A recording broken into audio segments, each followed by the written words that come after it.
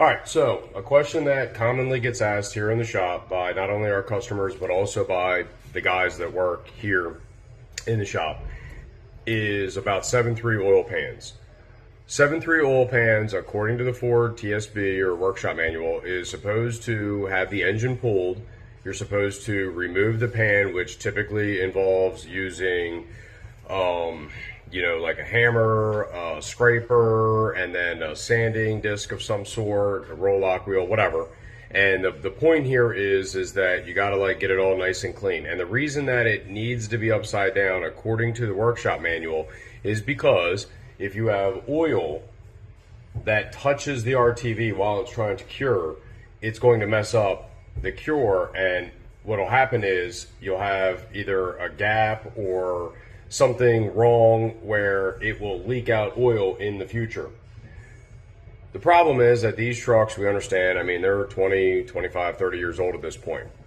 Not everybody wants to spend the money on all of the incidentals that happen when the engine gets pulled out of the truck. So in order to combat that, what we offer now is an in-cab oil pan replacement where we use the Moroso pan as well as the Moroso gasket. There is still some RTV that's used when you're using the Moroso gasket. However, the way that it should be explained to the customer and the way that we should be doing the repair is schedule it over a weekend. I want the truck to be brought in, have the transmission pulled on a Friday, and I want to get the pan off the truck.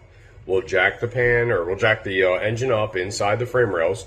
And then after that, we are going to unleash the most brake clean you've ever seen all throughout the bottom of that engine, all around it, everything like that. We're going to blow it out with air. We're going to do it again. We're going to blow it out with air. We're going to do it again. To where when we come in on Monday, after it's sat for 2 days, you could take a rag around all of the mating surfaces and you will not have any oil residue.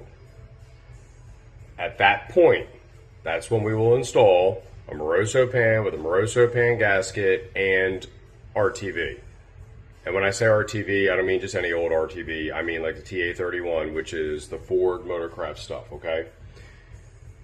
At the same time, the customer should absolutely consider using an aftermarket, like a strictly diesel adapter at a minimum. Obviously, we're replacing the O-ring, the bulkhead, the nut on the outside, and we should use Loctite anytime you put that nut on, and you got to make sure that thing is super tight with a big old pair of channel locks. But if not, strictly diesel adapter is always recommended. If it's an old body style customer, you should offer them a new dipstick tube indicator if you clock it forward in preparation for an intercooler. If the guy doesn't have an intercooler, never plans to put an intercooler in it, leave it factory straight up.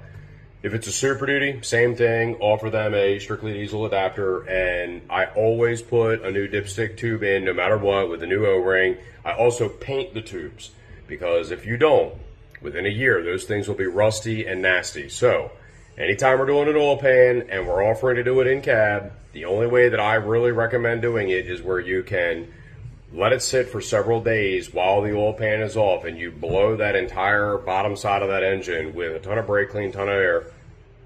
You get your new pan put on. Make sure you would talk to the customer about how you're going to accommodate the bulkhead and or the aftermarket fittings that go there, and whether or not you're going to clock the the dipstick tube forward or back if it's an old body style. Obviously, Super Duty, you always go forward with it. But that's really how I like to do that complete job. Now, also, because the transmission's out, you can always offer to do a rear main seal. Very infrequently do rear main seals leak on 7.3s. But if they want to do it, that would be the time to do it. If they don't want to do it, that's fine. Most of the time they don't leak. But if they want to do a rear main seal, you can offer that at that time. Just remember, almost every single time that a 7.3 has a quote-unquote rear main seal leak, it's actually just the oil leaking down out of the valley through the little drain hole that's in the back passenger side of the valley, because that leaks out inside the bell housing, and it makes it look like it's either a rear main seal leak or the rear section of the engine oil pan is leaking, like where it mates to the block. Now keep this in mind, we do have a little disclaimer. Anytime we do an engine oil pan in the cab like this, we do not warranty if the truck has a leak after it leaves. So one might say, oh, that sounds like you got a taillight warranty. Yes and no. The reason I do it like this is because if it comes back in a year and it's leaking, if you have to pay me to do that job twice, it's still cheaper than pulling the motor out one time and then having it upside down.